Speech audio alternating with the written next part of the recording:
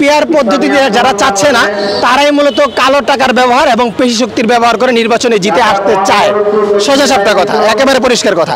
যারা চাচ্ছে না তাদের পরিকল্পনা এবং তাদের ইচ্ছা এটাই যে তারা কালো টাকার ব্যবহার করবে এবং পেশি শক্তির ব্যবহার করে ভোট শেখ হাসিনার মতো তাহাজ্জুদের সময় ভোট মেরে ক্ষমতায় চলে আসতে চায়। তারাই পিয়ার পদ্ধতি চাচ্ছে না। এছাড়া কোনো সুস্থ বিবেকবান মানুষ পিয়ার পদ্ধতির বিরোধিতা করতে পারে না।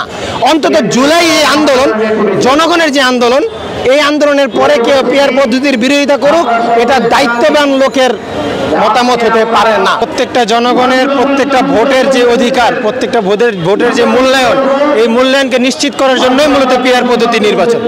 পিয়ার পদ্ধতির নির্বাচন ছাড়া প্রত্যেকটা ভোটের মূল্যায়ন হয় না। অধিকাংশই ভোট পচে যায়। দেখা গেছে কেউ যদি 34% পেয়ে পাস করে, তার নিকটবর্তী প্রতিদ্বন্দ্বী 33% পেয়ে ফেল করছে, মানে সেখানে অর্ধেকের বেশি ভোট পচে যাচ্ছে।